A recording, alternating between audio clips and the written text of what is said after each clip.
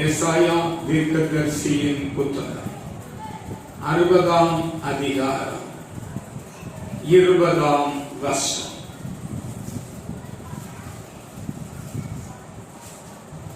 உன் சூரியன் இனி அஸ்தமிப்பதும் இல்லை, உன் சந்திரன் மறைவதும் இல்லை.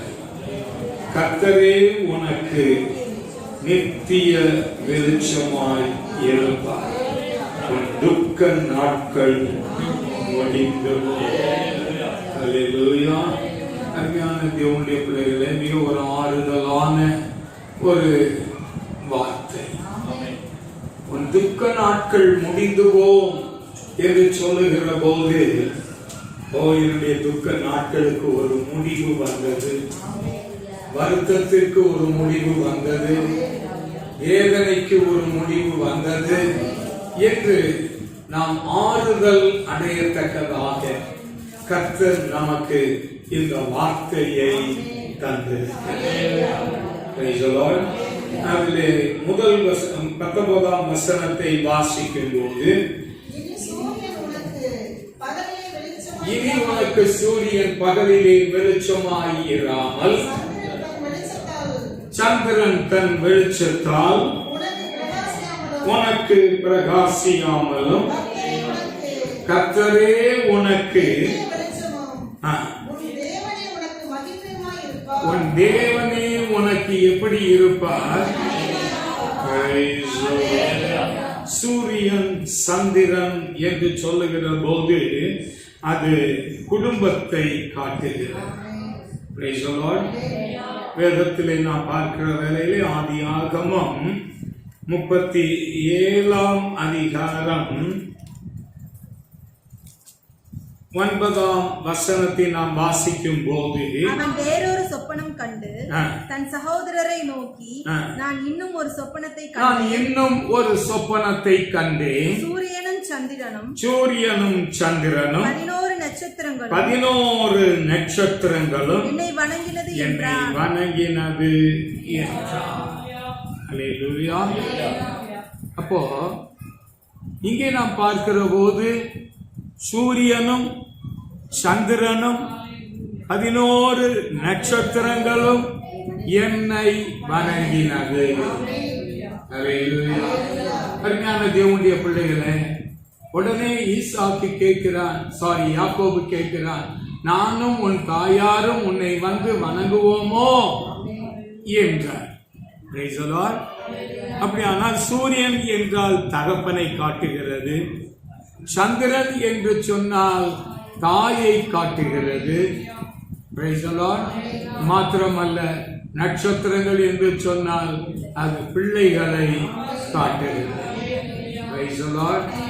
அப்பொழுது அவன் யாக்கோபு தன் மகனாகிய யோசேப்பை கடிந்து கொண்டார்.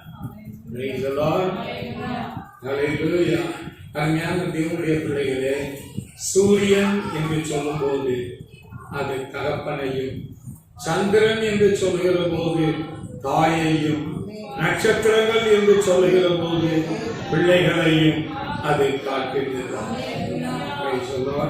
நம்முடைய ஆவிக்குரிய பிரகாரம் வேதத்திலே மற்றொரு வார்த்தை சொல்லப்பட்டிருக்கிறது. வெளிப்படுத்தின விசேஷம் 12ஆம் அதிகாரம் முதல் வசனத்தில் இருந்து நாம் வாசிக்கிற வேளையிலே,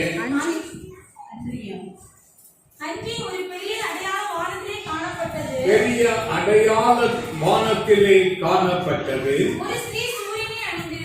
ஒரு ஸ்திரீயானவள் சூரியனை அணிந்திருந்தால், அவன் பாதங்களின் கீழே சந்திரனும் 12 நட்சத்திரங்களும் உள்ள கிரீடமும் இருந்தன. இங்கேயும் சூரியன் சந்திரன் நட்சத்திரங்களை குறித்து நாம் பார்க்கிறோம். சூரியன் என்று சொல்லுகிற போது நம்முடைய கர்த்தரும் இரட்சகரும் ஆகிய இயேசு கிறிஸ்து. ஸ்ரீ என்று சொல்லுகிற போது அது சபையை காட்டுகிறது. அப்ப சபைக்கு தலை யார்? கிறிஸ்து சபைக்கு தலையாய் இருக்கிறார். ஆமென். அப்படியானால் அவர் சபைக்கு சூரியனாய் காணப்படுகிறார். ஆமென். மாத்திரமல்ல, சந்திரன் என்று சொல்லுகிற போது அவரால் அனுப்பப்பட்ட பரிசுத்த ஆவியானவரை காட்டுகிறது. ஹல்லேலூயா. சபைக்கு கண்டிப்பாய் சூரியனும் சந்திரனும் ஒன்று. அதை தாவீது சொல்லுகிறார். சங்கீதம் 84 சங்கீதம் 11 வசனத்தை நாம் வாசிக்கும் போது, சங்கீதம் தேவனாகிய கர்த்தர் எப்படிப்பட்டவராய் இருக்கிறார்? அவர் சூரியனும் கேடகமுமானவர், கர்த்தர் கிருபையையும் மகிமையையும் கர்த்தர் அருளுவார். அருமையான தேவனுடைய பிள்ளையே, நம்முடைய தேவனாகிய கர்த்தர் சபைக்கு கிருபையையும் மகிமையையும் அருளுகிற தேவன். ஆமென். நீ அவருடைய சபையிலே அவருடைய சரீரத்தின் அவயவமாய் நீ ஒன்றாய் இருப்பாயானால் கர்த்தர் உனக்கு கிருபையையும் உனக்கு மகிமையையும் கர்த்தர் கொடுக்கிற தேவனாய் இருக்கிறார். ஆமென். அப்படியானால் இந்த ஏசாயா தீர்க்கதரிசி புத்தகம் 60 அதிகாரம் 19 வசனம் சொல்லுகிறது, இனி சூரியன் உனக்கு பகலிலே வெளிச்சமாய் இராமலும், பகலிலே வெளிச்சமாய் இராமலும். ஹல்லேலூயா. பகலை ஆள கர்த்தர் சூரியனை படைத்தார், இரவை ஆள சூரியனையும் சந்திரனையும் நட்சத்திரங்களையும் கர்த்தர் படைத்தார். ஆமென். ஹல்லேலூயா. அருமையான தேவனுடைய பிள்ளைகளே, குடும்பத்திற்கும் உலகத்திற்கும் ஆவிக்குரிய வாழ்க்கைக்கும் கர்த்தர் நமக்கு சூரியனாய் இருக்கிறார். ஹல்லேலூயா. அருமையான தேவனுடைய பிள்ளைகளே, கர்த்தர் நமக்கு சூரியனாய் இருக்கட்டும். அந்த 19 வசனத்தில் சொல்லப்பட்டதான சூரியன் யார்? அது உன்னுடைய தகப்பன். மாத்திரமல்ல, சந்திரன் தன் வெளிச்சத்தால் உனக்கு பிரகாசியாமலும். அப்படியானால் தாயும் தகப்பனும் நம்மை விட்டு கடந்து போவார்கள் என்பதை நிச்சயமாய் நாம் அறிய வேண்டும். அவர்கள் எப்போது நம்மோடு கூட இருக்கிறவர்கள் அல்ல. அதனால் தாவீது சொல்கிறார், தகப்பனும் தாயும் கைவிட்டாலும் கர்த்தர் என்னை சேர்த்துக் கொள்வார். தகப்பனும் தாயும் சூரியனும் சந்திரனும் அது விலகி போனாலும் கர்த்தர் நமக்கு இப்படிப்பட்டவராய் இருப்பார், வெளிச்சமாய் இருப்பார், போதுமானவராய் இருப்பார். அவர் நம்மை நடத்துவார். ஒருவேளை இழக்க கொடுத்த நேரம் வருத்தங்கள் இருக்கலாம், ஆனால் காலங்கள் செல்ல செல்ல கர்த்தர் நமக்கு போதுமானவர் என்பதை நாம் ருசித்து பார்க்கிற போது கர்த்தர் நல்லவர், கர்த்தர் நல்லவர், அவரை துதியுங்கள், அவர் கிருபை என்றும். தேவனுடைய பிள்ளைகளே, உன் சூரியன் இனி அஸ்தமிப்பதும் இல்லை, உன் சந்திரன் மறைவதும் இல்லை. ஒரு நாள் பரிசுத்த ஆவியானவர் நம்மை விட்டு விலகாத தேவன். இயேசு உலகத்திலே வாழ்ந்தபோது அவர் சொன்னார், நான் உலகத்துக்கு ஒளியாய் இருக்கிறேன் என்று சொன்னார். ஆமென். அந்த ஒளியாய் இருக்கிற தேவன் நமக்குள்ளே வருகிற போது வெளிச்சமாய் இருக்கிறீர்கள் என்று இயேசு சொல்கிறார். நீங்கள் உலகத்துக்கு எப்படி இருக்கிறீர்கள்? வெளிச்சமாய் இருக்கிறீர்கள். அதைத்தான் பவுல் சொல்லுகிறார், நீங்கள் வெளிச்சத்தின் பிள்ளைகள், இருளுக்கும் இரவுக்கும் உள்ளானவர்கள் அல்ல என்று. தெசலோனிக்க சபையிலே 5 அதிகாரம் 1 நிருபத்திலே அவன் இவ்விதமாய் சொல்லுகிறார். ஆமென். அப்ப நீங்களும் நானும் உலகத்திற்கு எப்படி இருக்கிறோம்? வெளிச்சமாய் இருக்கிறோம். ஒளியாகிய சுவிசேஷமாகிய ஒளி நமக்குள்ளே பிரகாசிக்கிற போது இந்த உலகத்திலே பிரதிபலிக்கிற வெளிச்சமாய் கர்த்தர் நம்மை வைத்திருக்கிறார். ஞானஸ்தானம் பெறுகிற போது நீங்கள் கிறிஸ்து இயேசுவை தரித்துக் கொண்டீர்களே என்று வேதம் நமக்கு சொல்லுகிறது. ஆமென். அப்ப நாம் கிறிஸ்துவை தரித்துக் கொண்டிருந்தால் நம்மை காண்கிற போது யாரை காண்கிறார்கள்? கிறிஸ்துவை காண்கிறார்கள். ஆமென். நாம் பேசும்போது யாரை அறிகிறார்கள்? இயேசுவை அறிகிறார்கள். இயேசுவின் அன்பை உணர்கிறார்கள். ஆமென். உலகத்துக்கு நீங்கள் சாட்சிகளாய் இருக்கிறீர்கள். ஆமென். நம்முடைய சாட்சியில யாதொரு பங்கமும் என்ன செய்யக்கூடாது? வரக்கூடாது. ஆமென். நம்முடைய வாழ்க்கையிலே வசனம், வார்த்தை இவைகள் வெளிப்பட வேண்டும். வசனத்தின்படி ஜீவிக்க வேண்டும். சத்தியத்தின்படி வாழ வேண்டும். ஏனென்றால் நம்முடைய வெளிச்சம் உலகத்திற்கு பிரகாசிக்கிறது. ஆமென். யோவான் எரிந்து பிரகாசிக்கிற விளக்காய் இருந்தார். அவனுடைய வெளிச்சத்தில் நடக்க நீங்களும் மனதாய் இருந்தீர்கள். அருமையான பிள்ளைகளே, நீங்கள் சாட்சிகளாய் இருக்கும் போது, வெளிச்சத்தின் பிள்ளைகளாய் இருக்கும் போது, அல்லேலூயா, நம்முடைய வெளிச்சத்தில் அநேகர் நடக்க வேண்டும். நாம் சாட்சியாய் இருக்க வேண்டும். நம்முடைய வாயின் வார்த்தைகள் இன்பமாய் இருக்க வேண்டும். அல்லேலூயா. வேதத்திலே நப்தலி என்கிறதான ஒரு மனுஷன் குறித்து நாம் பார்க்கிறோம். அவன் இன்பமான வசனங்களை வசனிப்பான் என்று நினைக்கிறேன். அப்படியானால் நம்முடைய வாயின் வார்த்தைகள் மற்றவர்களுக்கு பிரயோஜனமாய் இருக்க வேண்டும், ஆசீர்வாதமாய் இருக்க வேண்டும். மற்றவர்களை கடிந்து கொள்கிறதற்கும் அவர்களை மிரட்டுகிறதற்கும் நாம் ஆட்கள் அல்ல. ஆமென். நாம் அவர்களுக்கு ஆறுதலாய் இருக்க வேண்டும். நம்மை தேடி வருகிறவர்களுக்கு ஆறுதலான வார்த்தைகளை நாம் சொல்ல வேண்டும். நாம் கற்றுக்கொண்ட வேத வசனத்தை மற்றவர்களுக்கு, நம்முடைய சாட்சியை அவர்களுக்கு சொல்ல வேண்டும். அது அவர்களுக்கு ஆசீர்வாதமாய் இருக்கும். அப்படியானால் உன் சூரியன் இனி அஸ்தமிப்பதும் இல்லை, உன் சந்திரன் மறைந்திருப்பதும் இல்லை.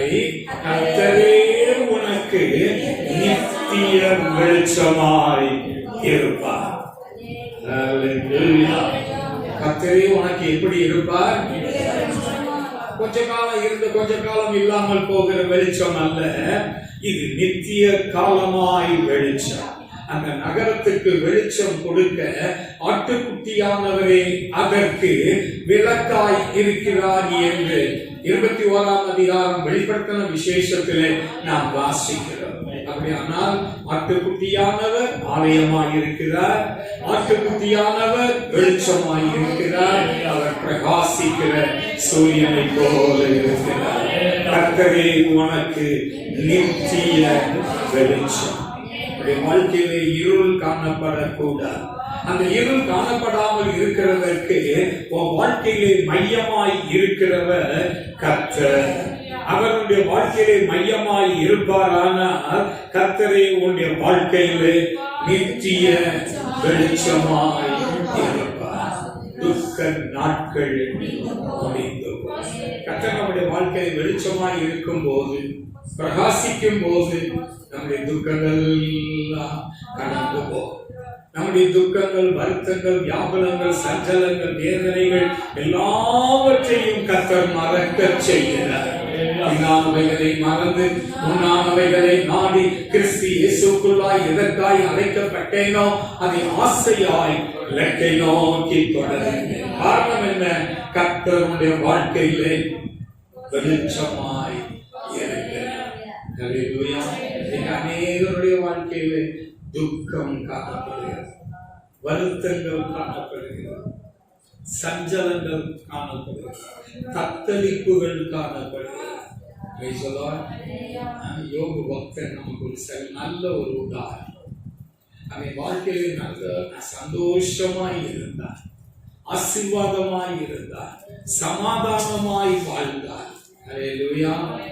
நீங்க சமாதானமாய் இருக்கிறதும் நீங்கள் சந்தோஷமாய் இருக்கிறதற்கும் சாத்தான் ஒரு காலம் விரும்புகிறது இல்லை. அவன் உங்கள் வாழ்க்கையிலே கசப்பான முல்லை அல்லது கசப்பான அம்புகளை எய்கிறவனாய் காணப்படும். இந்த உலகத்தில் எந்த மனுஷனும் நமக்கு எதிரி அல்ல. ஆனால் உங்களுக்கும் எனக்கும் எதிராளியாகிய பிசாசானவன் யாரை விழுங்கலாமோ என்று வகை தேடி சொல்லியிருக்கிறார். அதனால தான் பவுல் சொல்லுகிறார், பிசாசுக்கு இடம் கொடாதீர்கள். பிசாசுக்கு என்ன செய்யாதீர்கள். யாக்கோபு என்ன சொல்லுகிறான்? பிசாசுக்கு எதிர்த்து நில்லுங்கள், அவன் அப்பொழுது உங்களை விட்டு ஓடி போவான். தேவனுடைய பிள்ளைகளே, பிசாசுக்கு நாம் இடம் கொடுக்க வேண்டாம். நீமான சிந்தைக்கு நாம் நம்மை ஒப்பு கொடுக்க வேண்டாம். கிறிஸ்து இயேசுவின் சிந்தை மாத்திரம் நமக்குள் இருக்கட்டும். வேற சிந்தனைக்கு நாம் நம்மை இடம் கொடாதபடி வேதமாகிய வெளிச்சத்திலே நாம் நடப்போம். ஹல்லேலூயா. கட்டளையே விளக்கு, வேதமே வெளிச்சம், போதக சிக்ஷை. என்ன சொல்லுது? போதக. இதை நாம் விரும்புகிறது இல்லை. போதக சிக்ஷை நமக்கு மிக அவசியம். குற்றம் உண்டு, குற்றம் இல்லை என்று போதிக்கத்தக்கதான போதகர்கள் நமக்கு அவசியம். நீ வலதுபுறம் சாயும் போதும் இடதுபுறம் சாயும் போதும் சத்தியம் இதுவே, சத்தியம் இதுவே என்று போதிக்கத்தக்கதான உங்கள் போதகர்கள் மறைந்திருக்க மாட்டார்கள். ஆமென். சத்தியத்தை குறித்து நமக்கு போதிக்கிற போதகர்கள் மிக அவசியம். சத்தியம் தள்ளுபடி ஆயிற்று, வெள்ளி களிம்பாயிற்று, திராட்சரசம் தண்ணீர் கலப்பாயிற்று. உபதேசத்தை காண முடியவில்லை, சத்தியத்தை காண முடியவில்லை. சமாதானம் இல்லாதிருந்தும் சமாதானம் சமாதானம் என்று சொல்லி மேற்பூச்சாய் என்ன செய்கிறார்கள்? பூசுகிறார். எப்படி? மேற்பூச்சாய். என்ன பூச்சி? சமாதானம். உங்களுக்கு சமாதானம். சமாதானம் இல்லாதிருந்தும் இன்றைய நாட்களிலே போதகர்கள் எப்படி போதிக்கிறார்கள்? உங்களுக்கு சமாதானம் சமாதானம் என்று சொல்லி மேற்பூச்சாய் பூசுகிறார்கள். திராட்சரசம் தண்ணீர் கலப்பாயிற்று, வெள்ளி களிம்பாயிற்று, சத்தியம் தள்ளுபடி ஆயிற்று. அப்படிப்பட்ட காலகட்டத்திலே நாம் வந்திருக்கிறோம். கள்ள போதகர்களுக்கு, கள்ள தீர்க்கதரிசிகளுக்கு நீங்கள் எச்சரிக்கையாய் இருங்கள். ஆமென். அந்நாட்களிலே சொல்லுவார், உம்முடைய நாமத்தினாலே நாங்கள் தீர்க்க தரிசனம் உரைத்தோம் அல்லவா, உம்முடைய நாமத்தினாலே பிசாசுகளை துரத்தினோம் அல்லவா, உம்முடைய நாமத்தினாலே வியாதியஸ்தர்களை குணமாக்கினோம் அல்லவா என்று சொல்லுவார்கள். அப்பொழுது நான் அவர்களை பார்த்து, அக்கிரம செய்கைக்காரரே, என்னை விட்டு அகன்று போங்கள். அல்லேலூயா. அஞ்ஞான தேவனுடைய பிள்ளையே, நீ பிழைத்தோங்கும்படியாய் ஜனங்களுடைய காணிக்கையும் தசம பாகத்தையும் கர்த்தர் உனக்கு கையளித்திருக்க, நீ சத்தியத்தை குறித்து, வசனத்தை குறித்து, போதகத்தை குறித்து, உபதேசத்தை குறித்து சத்தியத்தை சத்தியமாய் போதியாதபடி இருப்பாயானால் அது உனக்கு ஐயோ. நாட்களிலே பார்க்கிற போது ஜனங்களை பிரியப்படுத்த பார்க்கிறார். பவுல் ஒரு இடத்திலே கேட்கிறார், கலாத்தியா சபையை பார், யாரை பிரியப்படுத்த பார்க்கிறேன்? மனுஷனையா தேவனையா? நான் மனுஷனை பிரியப்படுத்துகிறவனாய் இருந்தால் எனக்கு எனக்கு ஐயோ. மனுஷனை நீ வஞ்சிக்க. இந்த நாட்களிலே வஞ்சகர்கள் தோன்றுவார்கள், கள்ள போதகர்கள், கள்ள தீர்க்கதரிசிகள் தோன்றுவார்கள். அப்படியானால் விவேகித்து அறிய வேண்டியது நம்முடைய கடமை. இனிமையா இருக்கலாம், இனிக்க பேசலாம், கேட்க தேனா இருக்கலாம். ஆனால் அதிலே வஞ்சகம் உண்டு. அது பிசாசினுடைய வஞ்சகம். கர்த்தரே உனக்கு நித்திய வெளிச்சமாய் இருப்பார். உன் துக்க நாட்கள் உன்னுடைய துக்க நாட்கள், உன்னுடைய வேதனையின் காலங்கள், உன் கண்ணீர் கர்த்தர் நிச்சயமாய் துடைப்பார். ஆமென். அவருடைய ஆசுவாசப்படுத்துவார், அவருடைய ஆறுதல் படுத்துவார், அவருடைய போதிப்பார். உன் பிள்ளைகள் கர்த்தரால் போதிக்கப்பட்டிருப்பார்கள். அவர்களுடைய சமாதானம் மிகவும் பெரிதாயிருக்கும். ஹல்லேலூயா. நாம் யோபை குறித்து நாம் பார்க்கிற போது அவன் மிக திரளான ஆஸ்திகளை உடையவனாய் இருந்தான். யோபின் புத்தகம் 1 அதிகாரம் 2 வசனத்தில் இருந்து அவனுக்கு 7 குமாரரும். எத்தனை குமாரர்கள்? 7 குமாரர்கள். 3 குமாரத்திகள் பிறந்தார்கள். ஹல்லேலூயா. இன்னைக்கு 10 பிள்ளைகள் பெற்றெடுத்த பெற்றோர்கள் இருக்கிறீர்களா? 10 பிள்ளை. Praise the Lord. 10 பிள்ளை. நீங்கள் பழுகி பெருகி அந்த ஆசீர்வாதம் மாத்திரம் வேண்டாம். பணம் வேணும், வீடு வேணும், தோட்டம் வேணும், துறவு வேணும், ஆஸ்தி வேணும். Praise the Lord. பிள்ளைகளுக்கு நல்ல வேலை வேணும், அழகான மனைவி மருமகள் வீட்டுக்கு வரணும், புத்தி உள்ள ஸ்திரீயா இருக்கணும், குணசாலியான ஸ்திரீயா இருக்கணும், ஞானமுள்ள ஸ்திரீயா இருக்கணும். இதெல்லாம் நாம் ஏற்றுக்கொள்வது. ஆனால் குழந்தை பாக்கியத்தை மாத்திரம் என்ன செய்கிறதில்லை. உனக்கு நான் குழந்த, எனக்கு நீ குழந்தை. நமக்கு ஏன் குழந்தை? இல்லை, எங்கள் பழுகி பெருகி பூமியை ஆபிரகாமுக்கு எத்தனை பிள்ளைகள்? சாராய்க்கு பிறந்த ஒரே மகன். ஈசாக்குக்கு எத்தனை பிள்ளைகள்? ரெபெக்காவுக்கு பிறந்த 2 பிள்ளைகள். ஆனால் யாக்கோபுக்கு எத்தனை பிள்ளைகள்? 12 குமாரர்கள் மாத்திரமல்ல, ஒரு குமாரன். மொத்தம் 13 பிள்ளைகள். ஹல்லேலூயா, ஹல்லேலூயா. பிள்ளைகள் கர்த்தரால் வரும் சுதந்திரம், கர்ப்பத்தின் கனிகள் அவரால் கிடைக்கும்.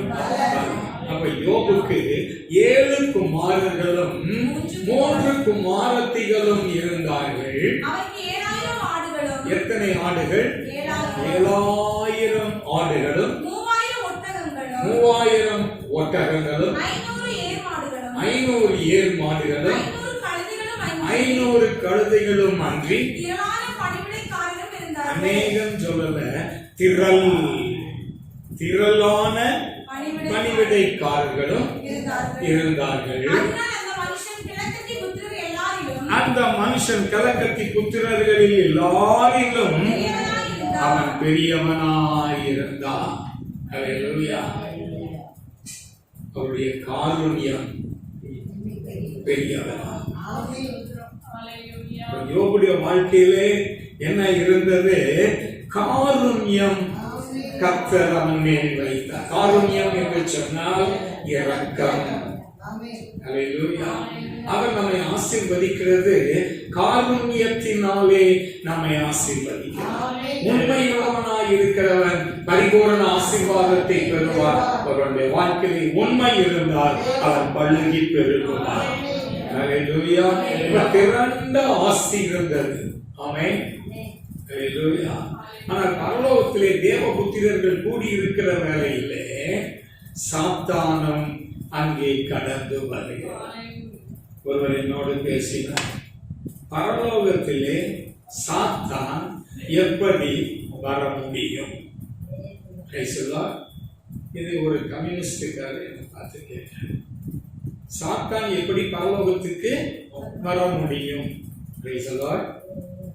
வீடு அவர் வீடு, பரலோகம் அவர் பரலோகம். அவர் யாரை வேண்டுமானாலும் என்ன செய்யலாம்? அனுமதிக்கலாம். நம்ம என் வீட்டுல என் எதிராளியோ அல்லது உங்களுக்கு பிரியமில்லாத பகைஞனோ என் வீட்டுக்கு வந்தா ஏன் அவனை அனுமதிச்சீங்கன்னு கேட்கறதுக்கு உங்களுக்கு எந்த அதிகாரமோ கிடையாது. அவர் அனுமதித்தார். அனுமதித்த போது கர்த்தர் அவனை பார்த்தார். ஏனென்றால் கர்த்தருடைய கண்கள் பூமி எங்கும் உருவாகிக் கொண்டிருக்கிறது. சாத்தான் மேலையும் கர்த்தர் ஒரு கண் வைத்திருக்கிறார். ஆமென்.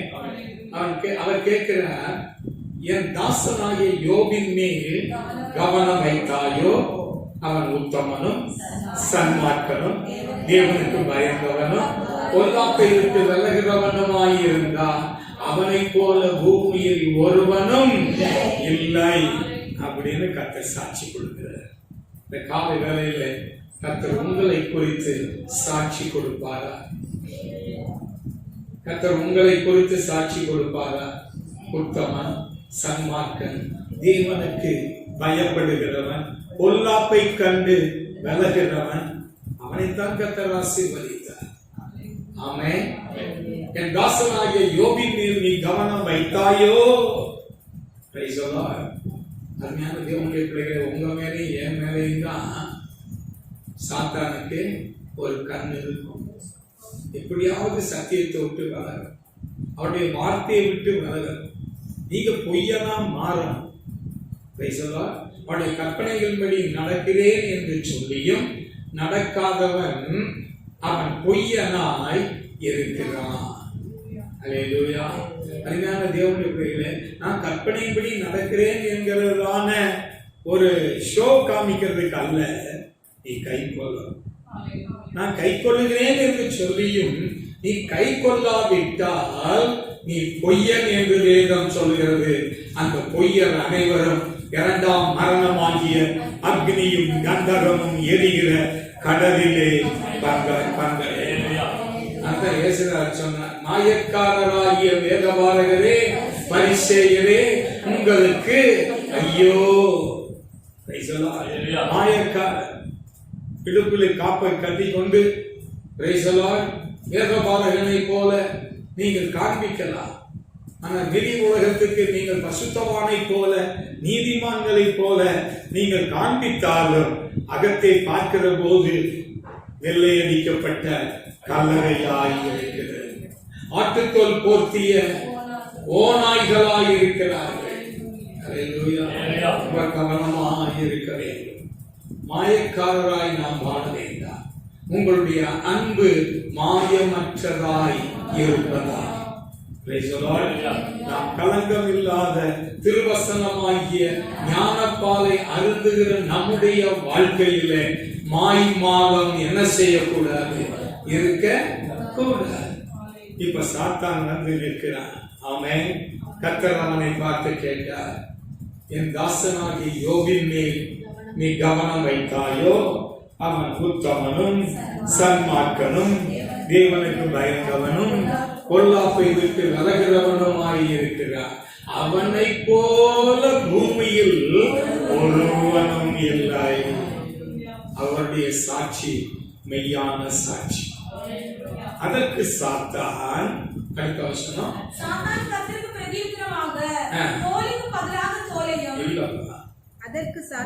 அதற்கு சாத்தான் பிரதியுத்தரமாக யோபு விருதாவாகவா சும்மாவா அவன் உண்மை பயந்து நடக்கிறான். நீர் அவனையும் அவன் வீட்டையும் அவனுக்கு உண்டான எல்லாவற்றையும் நீ வேலி அடைத்து காக்க இல்லையோ? நாம் தேவனுடைய பிள்ளைகள் என்று சொன்னார். நமக்கு உண்டான எல்லாவற்றையும் கர்த்தர் வேலி அடைத்து காக்கிறது. பொல்லாப்பு உனக்கு நேரிடாது. வாதை உன் கூடாரத்தை அணுகாது. வலது பக்கத்தில் 1000 பேரும் இடது பக்கத்தில் 10,000 பேர் விழுந்தாலும் அது உன்னை அணுகாது. தேவனுடைய பிள்ளைகளை, கர்த்தர் நம்மையும் நமக்கு உண்டான எல்லாவற்றையும் அவர் வேலி அடைத்து காக்கிறார். யோபுடைய ஆடுகளையும் மாடுகளையும் ஒட்டகங்களையும் எருதுகளையும் என்ன செய்தாரா? வேலி அடைத்து காத்து கொண்டார். மாத்திரம் அல்ல, வேலி அடைத்து காத்து கொண்டார். அவன் கைகளின் கிரியை ஆசீர்வதித்தார். அவனுடைய கையின் கிரியைகளை ஆசீர்வதித்து சும்மா பாக்கெட்ல திறந்து பாருங்க. இப்ப பஸ்ல பாருங்க, இப்ப 100 ரூபாய் இருக்கும், 500 ரூபாய் இருக்கும். ஜீமுபா ஆண்டவர் அல்ல நம்முடைய தேவன். உன்னுடைய கையின் பிரயாசங்களை அவர் ஆசீர்வதிக்கிறார். அவனுடைய வருமானத்தை கர்த்தர் பெருக்கி தருகிறார். ஆமென். அவருடைய கையின் பிரயாசங்களை நீர் ஆசீர்வதித்தீர். அவருடைய சம்பத்து இந்த பூமியிலே தேவனுடைய பிள்ளைகளுடைய சம்பத்து, ஆஸ்தி, ஐஸ்வர்யம் என்ன செய்யும்? அது பெருகும். ஆனா நீ தேவனுக்கு பயந்து இருக்கான், பொல்லாப்பை விட்டு விலகணும். அப்படி நீ இருந்தால், உத்தமனாய் இருந்தால், கர்த்தரை பின்பற்றுகிறவனாய் இருந்தால், கர்த்தர் ஆஸ்தியை உபாகமம் 28ஆம் அதிகாரத்திலே 1-2 வசனத்தை வாசிக்கும் போது இவைகளை நீ கை கொண்டு நடந்தால் கீழே சொல்லப்படும் சகல ஆசீர்வாதங்களும் உன்மேல் வந்து உனக்கு பலிக்கும். அதே நேரத்தில் 15ஆம் வசனத்தை 28ஆம் அதிகாரம் உபாகமத்திலே வாசிக்கும் போது இன்று நான் உனக்கு விதிக்கிற உன் தேவனாகிய கர்த்தருடைய எல்லா கற்பனைகளின்படியும் நடக்க கவனமாய் இருப்பதற்கு அவர் சத்தத்துக்கு செவி கொடாதே போனால் இப்பொழுது சொல்லப்படும் சகல சாபங்களும் உன்மேல் வந்து உனக்கு பலிக்கும். ஆசீர்வதியம் கேட்க வேண்டிய அவசியமே இல்லை. பிதாக்களாகிய நாம், பெற்றோர்களாகிய நாம் நம்முடைய பிள்ளைகளுக்கு என்ன செய்கிறோம்? நல்ல பொக்கிஷங்களை சேர்த்து வைக்கிறோம். உலகத்தில் இருக்கும்போது அவர்களுக்கு ஆஸ்தியை சேர்த்து வைக்கிறோம். ஆஸ்தியும் ஐஸ்வர்யமும் முன்னோர்கள் நமக்கு வைத்து போன ஆசீர்வாதம், சுதந்திரம். அப்படியானால் நாம் அவர்களுக்கு என்ன செய்ய வேண்டும்? ஆஸ்தியும் ஐஸ்வர்யத்தையும் சேர்த்து வைக்கணும். அப்படி சேர்க்க முடியாவிட்டாலும் நாம் ஒன்று செய்வோம், கல்வி செல்வத்தை அவர்களுக்கு கொடுக்கிறோம். அந்த நாட்களிலே சொல்வார்கள், கல்யாண வீட்டில் 10ம் 16ம் பெற்று பெருவாழ்வு வாழணும். 10ம் 16. அப்ப நீங்க 10ம் 16 26 பிள்ளைகளே பெறுவது இல்லை. 10 பிள்ளை செல்வங்களையும் 16 செல்வங்களையும் நீ என்ன செய்யணும்? பெற்று பெருவாழ்வு வாழும். ஆமென்.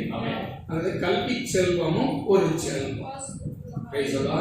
அவனுக்கு ஞானம் வேண்டும், அவனுக்கு புத்தி வேண்டும்.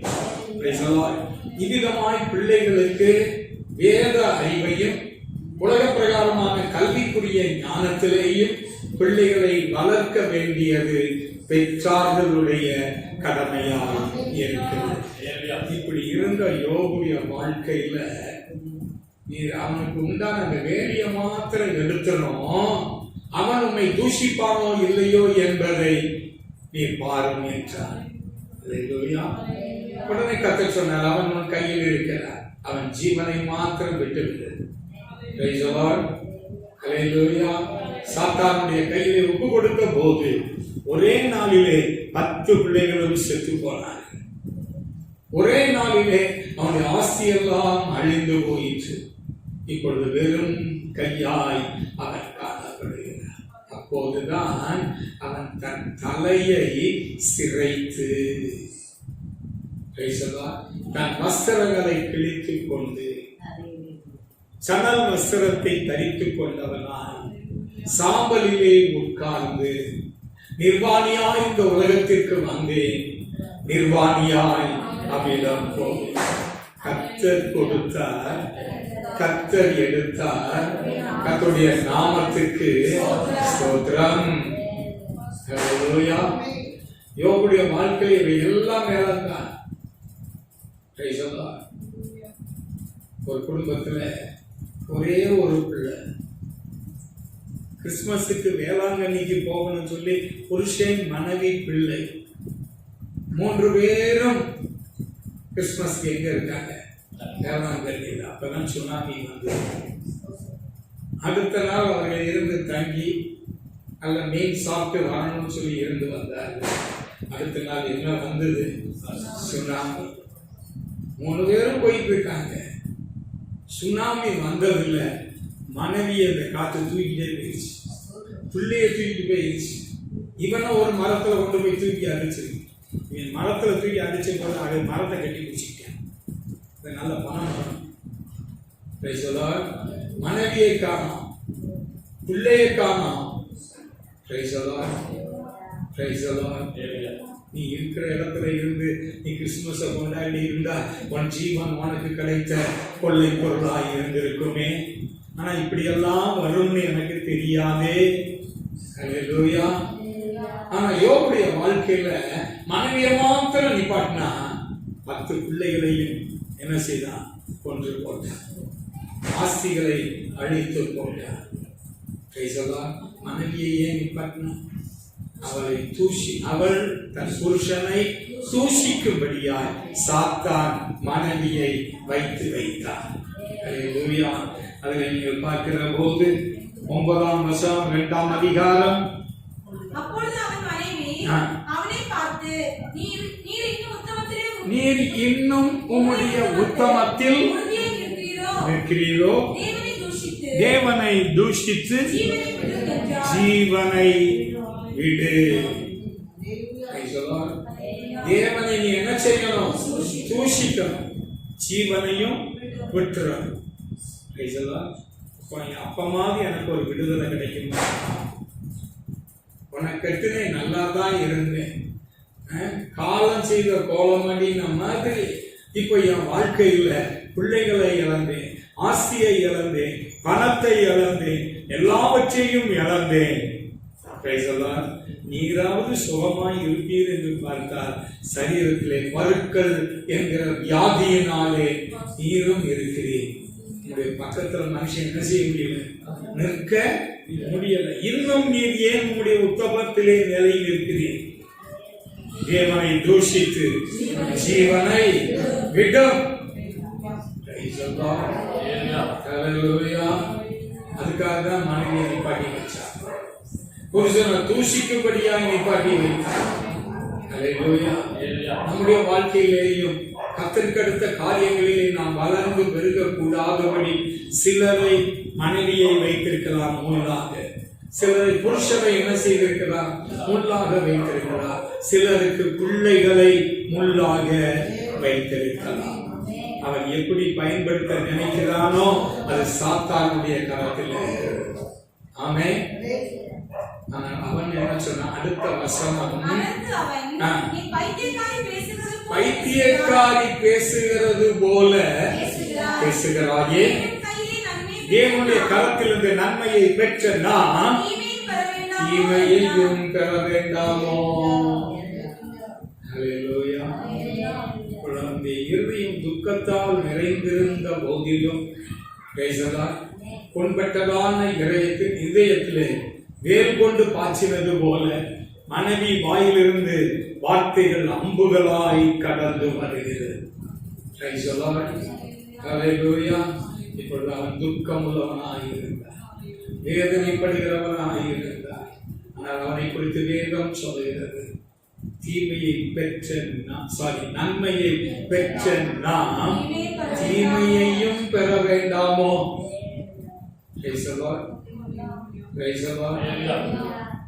நன்மையை அனுபவிச்சா தீமையை அனுபவிக்கும், தீமையா முதல்ல அனுபவிச்சா அப்புறம் கத்த நமக்கு நன்மையை. சிலருடைய குடும்ப வாழ்க்கையில ஆரம்பத்துல புயல் போல் வரும். ஆமென். கர்த்தர் அந்த புயலை, காற்றே இறையாதே, கடலே அமைதலாயிரு. முதல் பாகம் எப்படி இருக்கும்? புயல் போல எழும்பலா. ஆனா கர்த்தர் நடுவிலே வந்து அதை அதட்டினார். உடனே காற்றும் கடலும் மிகுந்த அமைதல் உண்டாயிற்று. அதுக்கப்புறம் மறுபடியும் கொந்தளிச்சுதான். தேவனுடைய பிள்ளைகளை கர்த்தரை சார்ந்து இருந்தார். ஆமென். யோபு தன் வாயினால் கூட அவன் என்ன செய்யவில்லை? பாவம் செய்யவில்லை. யோபின் புத்தகம் 42ஆம் அதிகாரம் முதல் வசனத்தை நாம் வாசிக்கும் போது,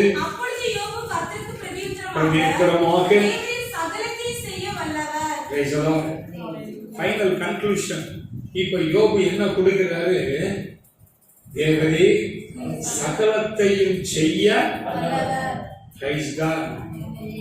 தேவனுடைய நாமத்தை நாம் மட்டுப்படுத்த வேண்டாம், தேவனை நாம் மகிமைப்படுத்துவோம். அநேக காரியங்களை குறித்து யோபை குறித்து நாம் சொல்ல முடியும். சமயம் இல்லாதபடினால் என்னுடைய வார்த்தை நான் சொல்லுகிறேன். அவன் தேவ சமூகத்திலே சொல்லுகிறான், தேவரே சகலத்தையும் செய்ய வல்லவர். கர்த்தர் செய்ய நினைத்தது ஒன்று ஆமென். அப்ப தீமையை கர்த்தர் செய்வாரா? இல்லை. தீமை செய்கிற தேவன் அல்ல. தீமையை பார்க்க மாட்டாத சுத்த கண்ணன் என்று வேதம் சொல்லுகிறது. கர்த்தர் நமக்கு நன்மையானதை செய்வார், நன்மையானதை தருவார். ஆனால் நீங்களும் நானும் எல்லா சூழ்நிலைகளிலேயும் கர்த்தரை சார்ந்து நிற்போம். ஆமென். யோசேப்பு நினைத்தான், என்னுடைய வாழ்க்கை சிறைச்சாலையிலேயே இருந்து போகும் என்று அவன் நினைத்தான். ஆனால் கர்த்தர் சிறைச்சாலையில் இருந்து அவனை வெளியே கொண்டு வந்தார். சில காலங்கள் கர்த்தர் அனுமதித்த காலங்கள். ஆமென்.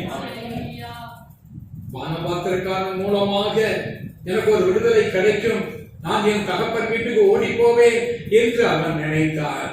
அல்லேலூயா. நீங்க தகப்பன் வீட்டுக்கு ஓடி போகிறது தேவனுடைய சித்தம் அல்ல. பேசலாம். இப்ப நீ இப்படியா நினைச்சுட்டு சொல்லி பானபாத்திரக்காரன் யோசேப்பை மறந்து போனான். மறக்க செஞ்சது யாரு? கர்த்தர் யோசேப்பை மறக்க செய்யும்படியாய் பானபாத்திரத்திலே கர்த்தர் கையை செய்தார். 2 வருஷத்துக்கு பிற்பாடு நீ மனுஷனை தேடினா நாட்கள் கடந்து போகத்தான் செய்யும். மனுஷன் மேல் நம்பிக்கை வைக்காதே, கர்த்தர் மேல் நம்பிக்கை வை. ஆமென். அழைத்தவர் கர்த்தர், தெரிந்து கொண்டவர் கர்த்தர், முன் குறித்தவர் கர்த்தர், உன்னை நீதிமானாய் மாற்றினவர் கர்த்தர், உன்னை மகிமைப்படுத்துகிறவர் கர்த்தர், உன்னை எப்போது மகிமைப்படுத்த வேண்டும் என்கிறதை கர்த்தர் அறிந்திருக்கிறார். அல்லேலூயா. எல்லாவற்றிற்கும் ஒரு காலங்கள் உண்டு. காலங்களும் சமயங்களையும் கர்த்தர் நமக்கு வைத்திருக்கிறார். அந்த காலம் வருகிற போது கர்த்தர் நம்முடைய தலையை உயர்த்துவார். அல்லேலூயா. யோசேப்பை கர்த்தர் அவர் உயர்த்தினார். எகிப்து தேசம் முழுவதும் அவருடைய கையின் கீழ் என்ன செய்தது? கடந்து வந்தது. ஆமென். யோசேப்பு கண்ட சொப்பனத்தின்படி அவருடைய சகோதரமார்கள் 11 பேரும் யாரை வணங்கினார்கள்? யோசேப்பை வணங்கினார்கள். அல்லேலூயா. இப்ப கர்த்தர் யோபை முகத்தை பார்த்தார். யோபு தன் சிநேகிதனுக்காக வேண்டிக் கொண்டார். தாம் வியாதியில் இருந்த போதிலும் அவருடைய பாவத்துக்காக, அக்கிரமத்துக்காக, மீறுதல்களுக்காக யோபு விண்ணப்பம் பண்ணினார். கர்த்தர் யோபின் சிறையிருப்பை மாற்றினார். தேவனுடைய பிள்ளைகளே, கர்த்தர் உயர்த்த வேண்டிய நேரத்திலே கர்த்தர் உயர்த்துவார். ஆமென். ஹல்லேலூயா. அவர் என்னை குடமிட்டாலும் நான் பொன்னாக விளங்குவேன். சில காலங்கள் சில குடமிடத்தக்கதான சூழ்நிலைகளிலே நம்மை கடத்தி கொண்டு போனாலும் நம்முடைய விசுவாசத்திலே நாம் நிலைத்திருப்போம். என் மாம்சம் முதலானவைகள் அழுகி போனாலும் என் தேவனை காண்பேன். அந்நிய கண்கள் அல்ல, என் கண்களே அவரை காணும். இந்த வாஞ்சையாலே என் உள்ளங்கிரியங்கள் சோர்ந்து போகிறது. மிகவும் சோர்ந்து மிகவும் வேதனைப்பட்டார். ஐயோ, எனக்கு திரும்ப அந்த பழைய ஆசீர்வாதமான காலம் வருமா என்று அவர் நினைத்து பார்த்தார். ஆமென். அவர் கர்த்தர் அவனை ஆசீர்வதித்தார். அவனுடைய சிறையிருப்பை மாற்றினார். யோபின் முன்னிலைமையை பார்க்கிறோம், அவனுடைய பின்னிலைமை 2 கர்த்தர் அவனுக்கு தந்தருளினார் அப்படின்னு சொல்லிட்டு அங்க வாசிக்கும் போது அதிலே 12ஆம் வசனம், அவன் பின்னிலைமையை ஆசீர்வதித்தார்.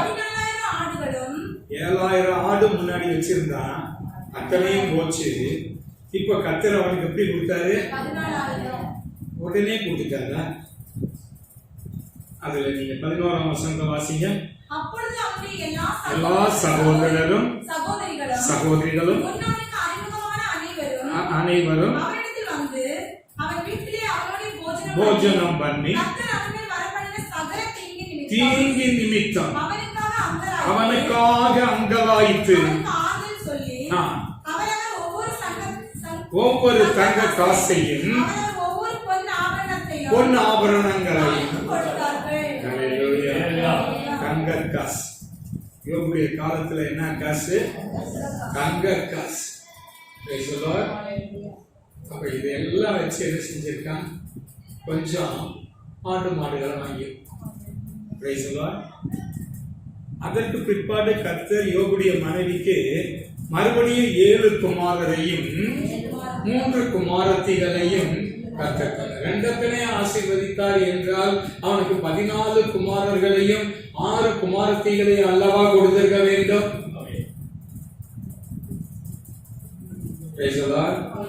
பரலோகத்துல 10, பூமியில 10, ஆமாப்பா 10 20. யோபுடைய மனைவி 20 பிள்ளைகளை பெறுகிறதுக்கு கர்த்தர் அவருக்கு பலன் கொடுத்தார். சற்று சிந்தித்து பாருங்கள். ஆமென்.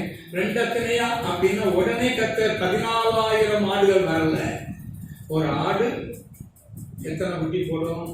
வெள்ளாடுனா எத்தனை குட்டி போடும்? 3 குட்டி போடும். அப்ப அந்த 3 குட்டி போடுற அந்த வெள்ளாடு எத்தனை குட்டி போட்டது? 6 குட்டி போடுது. எல்லாம் 2 என்ன செஞ்சிருக்கு? பெருகிட்டே இருக்கு. செம்மறியாடு வருஷத்துக்கு எத்தனை குட்டி போடும்? வருஷத்துக்கு 1 குட்டி. வருஷத்துக்கு 1 குட்டி. அப்ப அந்த செம்மறியாடுனா எத்தனை குட்டி போடுது? 2 குட்டி. விதமாய்த்தான் அவனை ஆசீர்வதித்து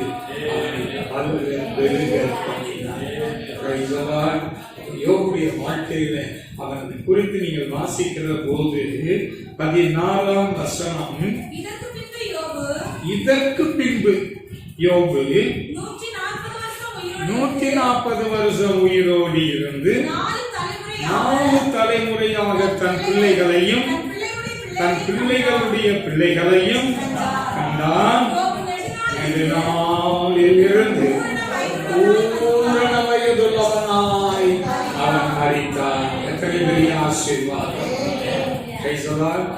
சங்கீதக்காரன் 128ஆம் சங்கீதத்தில் சொன்னது போல கர்த்தர் சீயோனில் இருந்து ஆசீர்வதிப்பார். ஜீவனுள்ள நாளெல்லாம் எருசலேமின் வாழ்வை நீ காண்பாய்.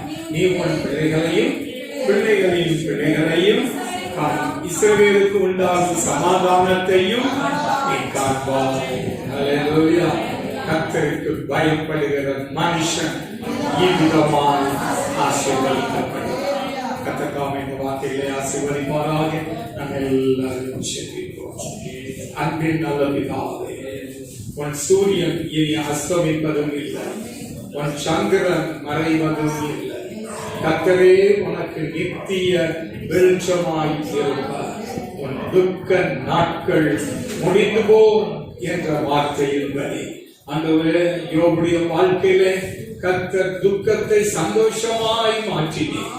யோவான் சுவிசேஷத்திலே 14ஆம் அதிகாரம் 20ஆம் வசனத்தை வாசிக்கும் போது நீங்களோ அழுது புலம்புவீர்கள், உலகம் உங்களை பார்த்து சந்தோஷப்படும், ஆகிலும் உங்கள் துக்கம் சந்தோஷமாய் மாறும் என்ற வாக்குத்தத்தத்தின்படி யோபுடைய வாழ்க்கையை காக்க சந்தோஷமும் மகிழ்ச்சியும் கலிகூறுதலும் உண்டாகும்படி செய்ததும் மாத்திரமல்ல, 2 கர்த்தர் அவனை ஆசீர்வதித்து அப்படியாய் கர்த்தர் தம்முடைய பிள்ளைகளை ஆசீர்வதி ஆண்டவரே மனோ துக்கங்களை எல்லாம் மாற்றிக்கொண்டும் ஆண்டவரே நாங்கள் கவலைக்கும் ஆண்டவரே சோதரம் வேதனைக்கும் நாங்கள் இடம் கொள்ளாதபடி கர்த்தரை சார்ந்து ஜீவிக்க கர்த்தர் பெறுகிறார். கர்த்தரே உனக்கு நித்திய வெளிச்சமாய் இருப்பார் என்ற வார்த்தையை கர்த்தர் உறுதிப்படுத்தும். கர்த்தர் பெரிய காரியங்களை செய். இயேசுவின் நாமத்தில் வேண்டிக் கொள்கிறேன் நல்ல பிதாவே. ஆமென். ஆத்துமாவே நாமத்தை ஸ்தோத்திரி, கர்த்தரை ஸ்தோத்திரி, சகல உபகாரங்களையும் மறவாதே. நம்முடைய கர்த்தராகிய இயேசு கிறிஸ்துவின் கிருபையும் பிதாவாகிய தேவனுடைய அன்பும் பரிசுத்தாவியானவருடைய ஐக்கியமும் சமாதானமும் ஆசீர்வாதமும் இப்பொழுதும் எப்பொழுதும் மாறாமல் இருக்கலாம். ஆமென். ஆமென். அல்லேலூயா.